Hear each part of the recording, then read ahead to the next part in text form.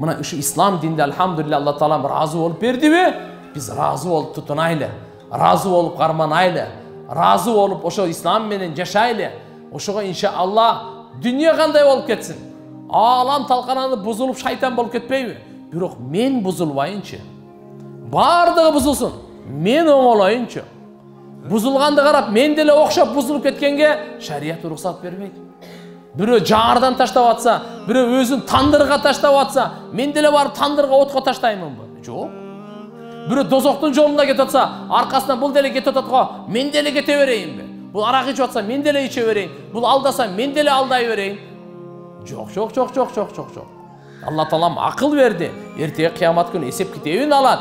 Алла субханаху ва таала bizlerge мүмкүнчүлүк берди. Бул жашоо күн сайын азайып барат го. Жашообуз күн сайын көбөйүп атабы? Узарып атабы? Жок, ар бирибиз ахиретке мусапырбыз. Ахиретке сапар тартып кетип атабыз. Күн сайын жашообуз кыскарып баратат. Күн сайын ахиретке жакындап баратабыз, дүйнөдөн узак болуп кетип атабыз. Бирок дагы эле эсибизге келбей атат.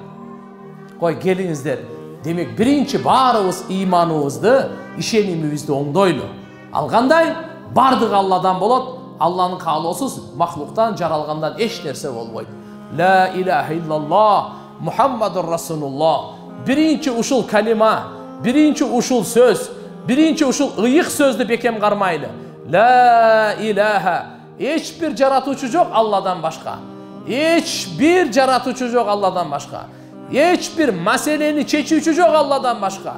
Эч бир өмүр берүүчү, ырыскы берүүчү, бакыт берүүчү, бейишке киргизүүчү Алладан башка эч ким жок тугандар.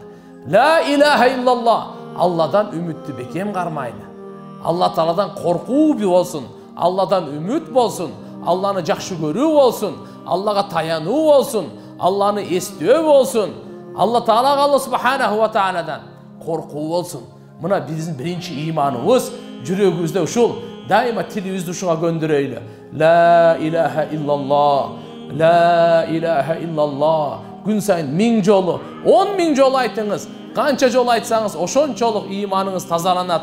Канча жолу айтсаңыз, ошончолук күнөөлөрүңүз кечирилет. Канча жолу айтсаңыз, ошончолук бейиште дарактар тигилет. Канча жолу айтсаңыз, ошончолук Алланын ыраазычылыгы сизге бейпили түшөт. Канча жолу айтсаңыз, ошончолук кабырыңызга нур толот. Канчалык айтсаңыз, Алла Таала ошончолук бейишиңизде сизге даражаларды көтөрөт. Кайсы сөздөн? Афдал зикр ла илаха иллаллах. Зикирлердин, Алланын эстей турган сөздөрдүн эң абзели, эң улуусу ла илаха иллаллах тугандар.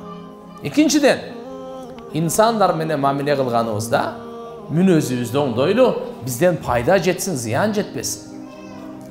Biz пайдалуу болуп жашайлы. Biz пайдалуу болуп жашайлы. Үйдө пайдалуу болуп жашайлы. Үйдө пайдалуу болуп жашайлы. Кошуналарга бардыгына кандай пайдалуу? Менен зыян жетпесин. Пайгамбар саллаллаху алейхи ва саллям айтат: "Ал-муслиму ман салима ал-муслимуна мин лисаниhi ва ядиhi." Чыныгы мусулман ким? Анын тилинен, анын колунан башка мусулмандар аман болсо дейт. Аман болса дейт. Кошуна боюнча бир айтып коеюн сизге. Бир пайгамбарыбыздан сурады, бир кошуна аябай көп намаз окуйт экен. Фарз намаз, нафилдары дагы бар. Орозо да көп тутат экен, садака да көп берет экен. Бирок кошунасын тили менен дайыма ыза жеткирет экен да. Кошунасын тили менен ыза жеткирет экен. Пайгамбарыбыздан сурады, ушунун акыбети кандай болот деди. Пайгамбар: дозоктук болотпу? Дозокко барат деди бул.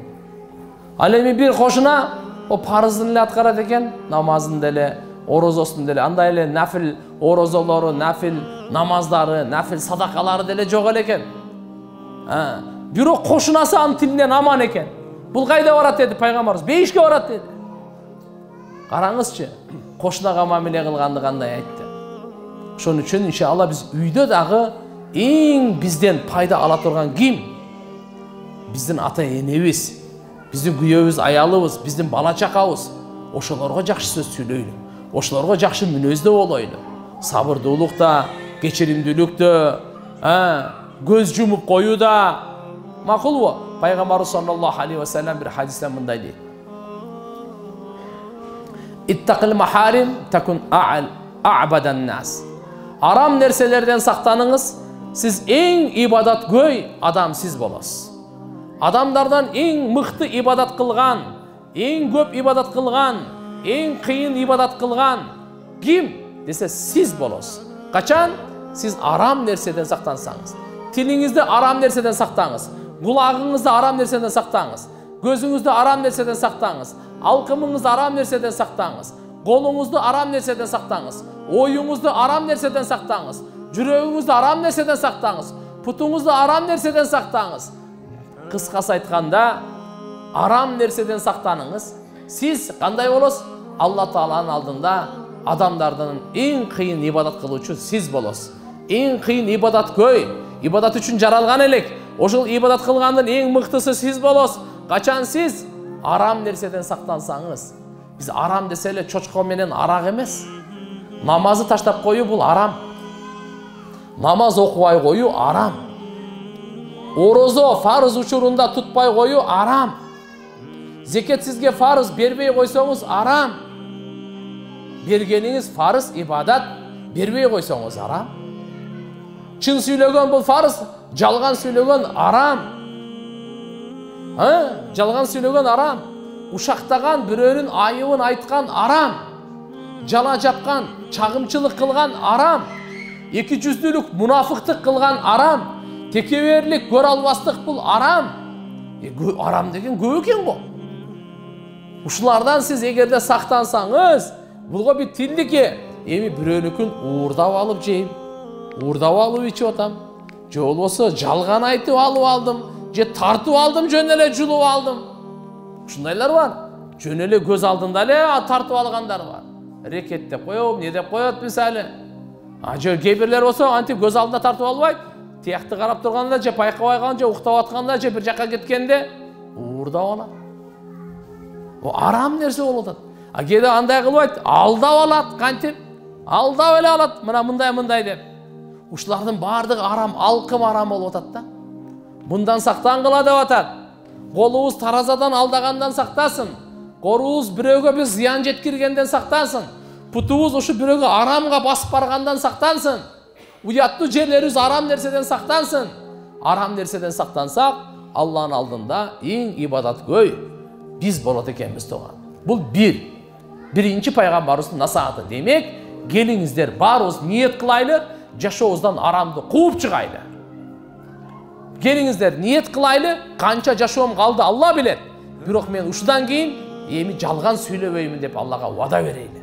Ушактабаймын, бирөөгө жала жаппайм, не бала болуп кетсе болуп кетсин. Асманы түшүп кетеби, бирөөнүн айыбын айтпайм. Анан көрөк ушу бирөөнү ушактап келсе, паланча эне мындай, паланчанын кайненеси мындай, паланчанын күйөө баласы мындай, паланчанын келини мындай. Алла хидаят берсин деп коюң, болду. Ал ушакка кирбеңиз.